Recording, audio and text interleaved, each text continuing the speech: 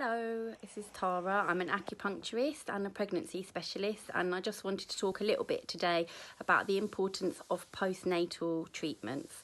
So sometimes I am lucky enough to have a lady for fertility acupuncture, then I support them all the way through their pregnancy, encapsulate their placenta, and then I see them postnatally too. So, that's great if someone can get all of that, all of those treatments. But I do find that, as soon as the baby's born, that the mother tends to become sadly quite neglected, and this is typical in the West. So obviously with the birth of a baby becomes the birth of a mother, but as most of us find, the focus just completely shifts onto the baby, and the mother's needs and the mother's wants sort of become way down low in the list of priorities. But birth can be an amazing, empowering experience, but with it, with the birth of a new baby becomes an overwhelming responsibility. You're not sleeping, the baby's feeding all the time, your hormones are all over the place. It can be a very difficult and tumultuous time for women. So I think in the East there is much more a culture of